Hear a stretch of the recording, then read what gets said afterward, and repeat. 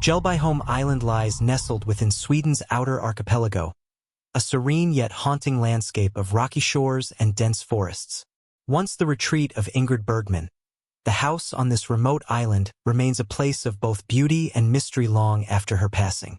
Ingrid fell in love with Fjellbyholm for its solitude and natural splendor. She spent many summers there, often seen walking the shoreline at dusk or reading by the large bay window overlooking the sea. The house, a modest yet elegant two-story structure, still stands, its wooden walls weathered by the salty air.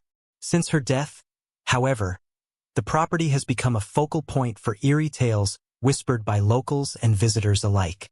My journey to Fjellbyholm began with a recommendation from a Stockholm guide. As someone interested in historical sites tied to cultural icons, I thought a visit would be a peaceful homage to the legendary actress. What I didn't anticipate were the strange experiences I would encounter. The boat ride to the island was uneventful but oddly silent. The usual sounds of seabirds and water lapping against the hull seemed muted, as though nature itself was holding its breath. As the house came into view, its solitary silhouette against the dense pines gave me an inexplicable chill. The caretaker, an elderly man named Anders, met me at the dock. "It's a beautiful place," he said, "but many refuse to stay here overnight." When I pressed him for details, he hesitated. "You'll see," was all he said. That evening, as I explored the house, I noticed its unique atmosphere. The furniture had been preserved as it was during Ingrid's time, lending a sense of living history. Yet, there was something off, a faint, almost imperceptible scent of bergamot, which I later learned was Ingrid's favorite perfume. Around midnight, I heard the first sound. Footsteps echoed from the upstairs hallway. They were deliberate and slow, the creak of old wood unmistakable. Assuming it was Anders, I called out, but there was no reply. I climbed the stairs, flashlight in hand, only to find the corridor empty. I returned to the living room, unsettled. That's when the whispers began. Soft and indistinct, they seemed to come from just beyond the window, where the shoreline met the forest. I couldn't make out the words, but the cadence was unmistakably human. The next morning, I decided to walk along the beach, retracing what had been Ingrid's favorite path. As the tide receded, I saw it, a figure standing far down the shore, partially obscured by mist. Tall and elegant, the silhouette was unmistakably feminine. I called out, but it remained still, watching. When I took a step closer, it vanished. I returned to the house shaken and found Anders waiting. "You saw her," he said, his voice a mixture of reverence and fear. He explained that others had reported similar sightings over the years, always near the water, always at dawn or dusk. "She loved this island," he said, "perhaps too much to leave it entirely." To this day, locals maintain a cautious respect for the property. Fishermen report seeing lights flicker in the house on nights when it's unoccupied. Kayakers have described hearing faint melodies drifting from the island, though no one can pinpoint their source. Though I never returned to Fjellbyholm, the experience left an indelible mark on me. Whether these phenomena are a manifestation of Ingrid Bergman's spirit or the result of human imagination entwined with a place of great beauty, one thing is certain. Fjellbyholm Island holds a mystery as captivating as the actress who once called it home. Before I left Fjellbyholm, Anders handed me a leather-bound journal. This was hers, he said, almost reluctantly. The book was aged, its corners frayed and the leather softened by time. I found it in the attic years ago. Maybe it holds answers. On the ferry back to the mainland, I opened the journal, expecting poetry or reflections on her acting career. Instead, I found something far stranger. The entries were sporadic, written in a mixture of Swedish, English, and French. Many pages contained mundane observations, weather reports, dinner menus, but scattered throughout were cryptic phrases. "The whispers grow louder at night. Something stirs beneath the water. Why do I dream of the forest path? Always the same shadow waiting at the bend." One entry from late autumn in 1974 chilled me. "I cannot explain the feeling, but this house, it watches me. The wind speaks my name, and the waves mimic my voice. Am I losing my mind? Or is Fjellbyholm alive? I could feel my pulse quicken as I read further. One of the final entries seemed almost like a warning, written in shaky handwriting. To whoever finds this, tread carefully. There are things here older than me, older than this house. They remember, and they do not forgive. Compelled by the journal, I reached out to Anders after returning to Stockholm. He seemed uneasy on the phone but agreed to meet. When we sat down, he confessed something he hadn't told me during my visit. There's a room in the house that no one goes into, he said. Not since Ingrid's time. The room, according to Anders, was behind a locked door in the basement. Even he hadn't dared to enter it. She kept the key hidden, he said. I think she wanted it to stay that way, but he hinted at something else, something darker. The fishermen say the island wasn't always uninhabited. Long before Ingrid bought it, there were others, but they left. No one knows why. Against my better judgment, I decided to go back. The journal's cryptic warnings and Anders' tale of the forgotten room were too much to ignore. This time, I brought a friend, a historian named Elias with a penchant for uncovering old secrets. The atmosphere felt heavier when we arrived, the sky overcast and the sea unusually still. Anders handed me a small brass key without a word. Be careful, was all he said before retreating to his cottage. Elias and I descended into the basement, where we found the door. Its wood was dark and unyielding, carved with faint, indecipherable symbols. As I inserted the key, a low hum seemed to resonate through the house. The door creaked open to reveal a room unlike the rest of the house. The walls were bare stone, damp and cold to the touch. In the center stood an old wooden table, covered in an array of objects. A tarnished silver mirror, a rusted compass, and a bundle of yellowed papers. But what caught my attention was a small, unlit lantern emitting a faint warmth as though it had recently been used. Before we could investigate further, a noise echoed from above footsteps. Slow, deliberate, and heavier than any I'd heard before. Elias froze, his face pale. We're not alone, he whispered. The footsteps stopped, replaced by a sound I'll never forget. A single, drawn-out sigh that seemed to come from every corner of the room. Don't forget to subscribe and like if you liked this story. As the sigh faded, the faint warmth from the lantern intensified, casting a soft, flickering glow across the room. Elias reached out to touch it, but I stopped him, sensing that this was no ordinary object. The papers on the table rustled as if moved by an unseen hand, and the silver mirror emitted a faint vibration. Elias picked up one of the papers and we both leaned in to read it. The handwriting was elegant but erratic, as though written in haste. The text was in Swedish, but Elias translated aloud. The lantern must remain lit. Should its flame extinguish, the path will open, and they will come. I shivered, glancing at the lantern. It wasn't lit, but it was warm. Who or what were they? Before we could ponder further, the rusted compass on the table began to spin wildly, its needle pointing in different directions before finally settling. It pointed not north but toward the far wall of the room. The wall looked unremarkable at first glance, but as we examined it, Elias found an indentation shaped like a small circle. The compass fit perfectly. With a soft click, the wall shifted slightly, revealing a narrow passageway. The air that seeped from the passage was icy and carried a faint, metallic scent. Elias hesitated. Maybe we should stop, he said, his voice unsteady. But I couldn't. The pull of the mystery was too strong. I stepped into the passage, the faint lantern light casting long shadows on the damp stone walls. The whispers began again, louder this time, overlapping voices that seemed to come from both ahead and behind us. Turn back. It's not too late. She didn't listen.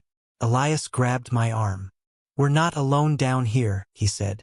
The passage led us to an opening, a small cavern that opened out onto the shoreline. The view of the sea was framed by jagged rocks, and the tide was unnaturally high, crashing against the cliffs with a ferocity that seemed almost alive. There, standing in the water, was the silhouette. It was closer this time, and in the dim light, I could make out more details.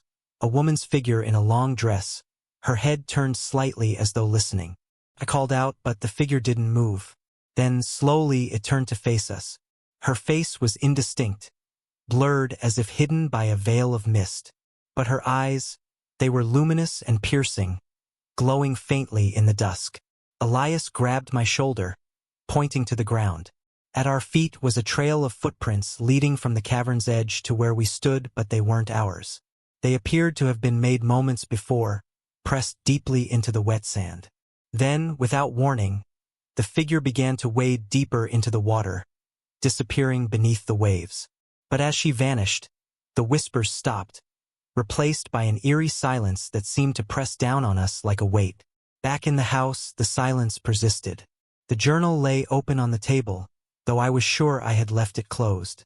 A new entry, written in the same shaky hand as before, stared up at me. You should not have come back. The house knows. The island remembers. Elias insisted we leave immediately, and I agreed. But as we boarded the boat, I glanced back at the house. In the upstairs window, where I had first noticed the bay view, stood a figure.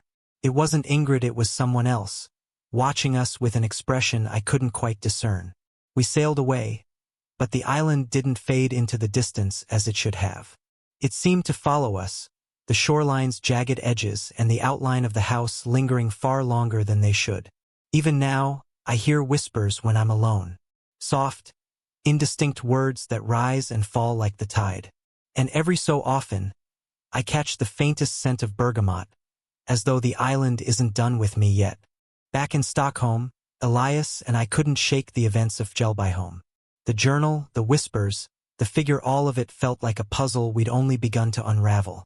Elias, ever the historian, spent hours poring over the journal and researching the island's past. One evening, he called me, his voice tinged with both excitement and dread. I found something, he said. At his apartment, Elias laid out an old maritime map of the archipelago. Fjellbyholm was marked, but what caught my attention was a faint annotation near the island. Written in faded ink, Kopplingspunkt. It means convergence point, Elias explained. These annotations are rare, usually tied to places of old lore sites where boundaries are said to thin. I stared at the word, my pulse quickening. Boundaries between what? Elias hesitated. Some say between our world and others. Among the journal's pages, Elias had also found a hand-drawn diagram of the lantern we'd seen in the basement. It included strange symbols and notes about its construction. One phrase stood out, Ljuset binder morkret, the light binds the darkness. What if the lantern isn't just symbolic? Elias mused. What if it's holding something back? The thought was chilling, but it aligned with everything we'd experienced. The whispers, the strange energy of the house, even the figure on the shore, it all felt like a warning, as though something had been kept dormant on Fjellbyholm for centuries. Days later, I received an unmarked envelope in the mail. Inside was a single sheet of parchment, yellowed with age. The handwriting was eerily similar to Ingrid's, though that seemed impossible. The message was brief but haunting. You've opened the first door. The others will follow. Return only if you're prepared to finish what I could not. The letter smelled faintly of bergamot.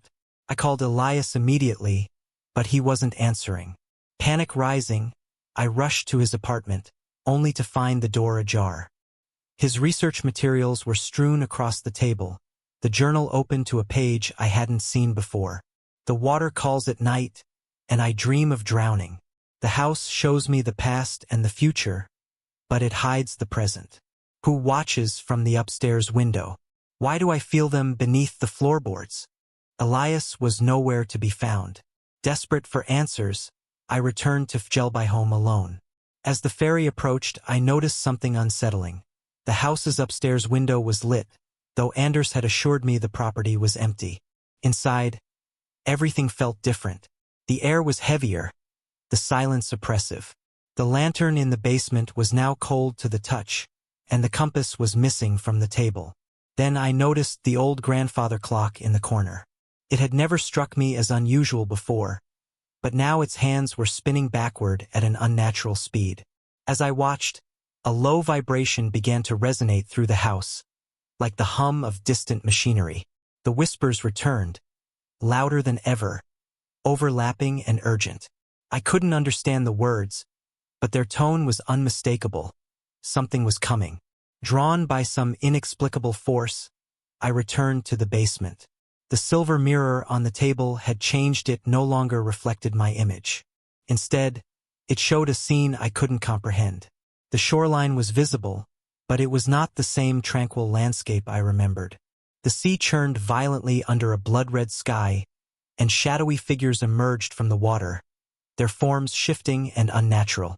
At the center of the scene stood the figure I'd seen before, now clearer but no less unsettling. Her face was no longer veiled by mist.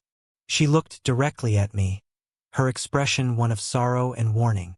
Her lips moved, forming words I couldn't hear, but then, with sudden clarity, her voice echoed in my mind. "You must choose." Before I could react, the mirror shattered, the shards scattering across the floor. From above, the sound of footsteps thundered down the stairs. I wasn't alone anymore. The footsteps grew louder, impossibly heavy, echoing in the confined space of the basement. I turned toward the stairs, but no one appeared. Instead, the vibrations from the shattered mirror seemed to ripple through the walls, the air itself becoming dense and oppressive. The lantern flickered to life on its own, its warm glow growing brighter until the room was bathed in golden light. At the same time, the whispers returned, not disjointed now but unified, a single voice speaking in a language I couldn't understand. Then the wall opposite me shifted. A crack appeared, spreading upward until a section of the stone collapsed inward, revealing a second passageway. Unlike the first, this one exuded an almost magnetic pull, as if the very air inside it beckoned me forward. Clutching the journal, I stepped inside. The passage led to a vast, circular chamber carved into the rock. The walls were adorned with intricate patterns, swirling symbols that seemed to pulse faintly, as though alive. At the center of the room stood a pedestal, and on it rested the compass we'd found earlier.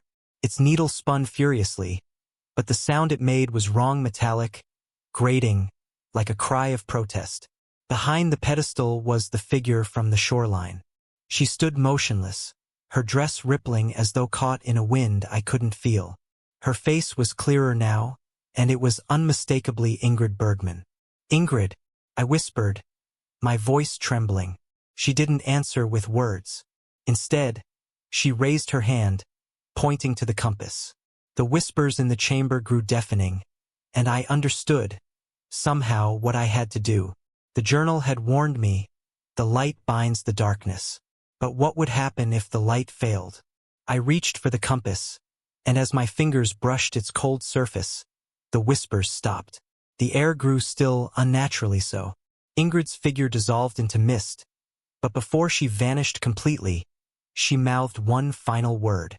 "Run." The chamber began to shake violently, dust and debris raining down from the ceiling. I stumbled back, the compass clutched in my hand. The symbols on the walls flared with blinding light, and the ground beneath me began to crack. From the fissures emerged tendrils of darkness, writhing like living shadows.